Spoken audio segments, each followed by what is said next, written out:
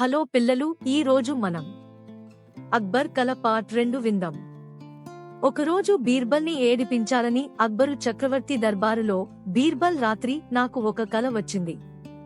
అందులో మనిద్దరం మన ఉద్యానవనంలో షికారు చేస్తున్నాం. అమావాస్య అవటం వల్ల అంతా చీకటిగా ఉంది. ఇంతలో మన దారులకడ్డంగా 2 పెద్ద గొయ్యలు వచ్చాయి. మనిద్దరం వాటిలో పడిపోయాం. అదృష్టవశాత్తు నేను పడింది తేనె ఉన్న గొయ్యలో.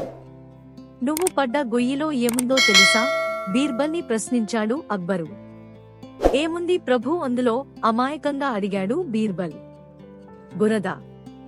షాదుషా మాటలు విని సభలోని వారందరూ పెద్దపెట్టున నవ్వారు. బీర్బల్ని ఏడిపించగలిగానన్న ఆనందం కలిగింది అక్బర్కు. సభలో నిశ్శబ్దం ఏర్పడ్డాక బీర్బల్, విచిత్రంగా ఉంది ప్రభూ, నాకు సరిగ్గా ఈ కలే వచ్చింది. అయితే మీరు అంతవరకే కలగని నిద్రలేచేశారు.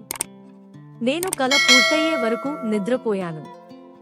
అప్పుడు మీరు చాలా రుచికరమైన తేనెతో, నేనేమో దుర్గంధమైన బురదతో పైకి వచ్చాం. శుభ్రపరుచుకోవడానికి నీటి కోసం చుట్టూ వెతికాం. కాని మనకు ఆ దగ్గరలో ఒక నీటి చుక్క కూడా కనిపించలేదు. అప్పుడేం జరిగి ఉంటుందో మీరు ఊహించగలరా? అన్నాడు. ఏం జరిగింది? కొంచెం కంగారుగానే అడిగాడు అక్బర్. మనం ఒకరినొకరు నాకి శుభ్రపరచుకున్నాం. అక్బరు ముఖం ఎర్రబడింది. ఏదో అనబోయి ఆగిపోయాడు. తను చేసిన అవమానానికి బీర్బల్ సరైన సమాధానం చెప్పాడని ఊరుకున్నాడు. ఇంకెన్నడూ బీర్బల్ని ఏడిపించే ప్రయత్నం చేయలేదు.